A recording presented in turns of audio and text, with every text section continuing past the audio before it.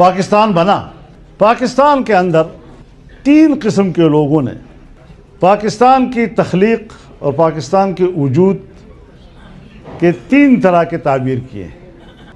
ایک طبقے نے کہا کہ پاکستان اس لیے بنا ہے کہ یہاں قرآن و سنت کا نظام ہوگا. نہ اب انگریز ہے، نہ اب ہندو ہے، مسلم اکثریتی ملک ہے اور یہاں اب شریعت ہوگی. ایک تصور یہ تھا. کچھ لوگ تھے جنہوں نے اس تصور سے پاکستان کی آزادی کی تعبیر کی کہ ہماری معیشت آزاد ہوگی، ہم کسی کے غلام نہیں ہوں گے. اور ایک طبقہ وہ تھا جس نے پاکستان کے وجود کو اس بات سے تعبیر کیا کہ ایک جمہوری ملک ہوگا اور جمہوری ماحول میں ہم سانس لیں گے اور اپنے فیصلے خود کریں گے. اب اسلامی نظام کا قیام، شریعت کے مطابق زندگی، معاشی خوشحالی یا جمہوری نظام، ان تینوں حوالوں سے ذرا آپ پاکستان کا آج 69 سال کے بعد مطالعہ کر لیں. یہاں شریعت کتنی ہے، قرآن و سنت کتنا ہے، معیشت کتنی وہ خوشحال ہے ہماری. جمہوریت کا کیا حشر کر دیا. کون سا مقصد ہے جو پاکستان کی کسی ایک شہری کا مکمل ہوا ہو؟ قرآن و سنت کے طلبگار وہ بھی محرومیت کا اظہار کر رہے ہیں، معیشت کی بات کرنے والے وہ بھی محرومیت کا شکار ہیں، اور جمہوریت کی بات کرنے والے وہ بھی مایوس بیٹھے ہوئے ہیں. اب اس ملک کے وجود کو اگر نفی کی ہے تو تمہارے رویوں نے کی ہے. سیاسیات تو ایک بڑا وسیع میدان ہے، بڑا توسع ہے اس میدان میں. یہاں تو آج قرآن و سنت کی بات کرنا ہمیں کہا جاتا ہے کہ مولوی صاحب اب قرآن و سنت کی باتیں چھوڑو،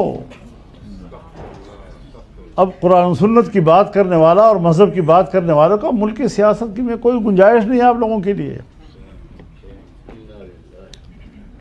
ہم نے اگر ملکی سیاست میں گنجائش پیدا کی ہے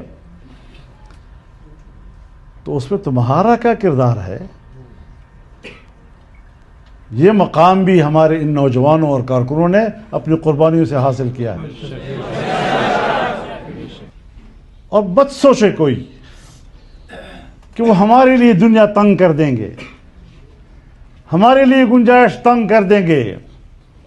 میں انہیں کہنا چاہتا ہوں کہ اپنے لیے گنجائش تنگ کر رہے ہو. ہم نظریاتی لوگ ہیں اور اپنے نظریات کے لیے ایک تاریخ رکھتے ہیں. 200 سالہ تاریخ ہماری پشت پہ ہے. تمہاری پشت پہ کیا ہے؟ انگریز کی غلامی، خوشامد، ان کے گھوڑوں کے خرخرے اور اس کے بدلے میں جاگیریں حاصل کرنا، بڑے بڑے جاگیردار بن جانا، یہ تمہاری تاریخ ہے.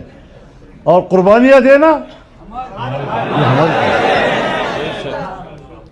تم کس چیز پر ہمارا مقابلہ کر سکتے ہو؟ تو جناب رسول اللہ صلی اللہ علیہ وسلم کے دین کی سربلندی کے لیے میدان میں اترنا یہ ہمارا مشن ہے. یہ مدرسے یہ مولویوں کے مشین نہیں ہیں، یہ بذات خود ایک مشن ہے. اور مولوی کا کام کیا ہے؟ یا امت کی امامت کرنا اور یا لوگوں کے جنازے پڑھانا. ہمیں قوم کی امامت کرنے کا طریقہ بھی آتا ہے اور تمہارے جنازے پڑھنے کا طریقہ بھی آتا ہے.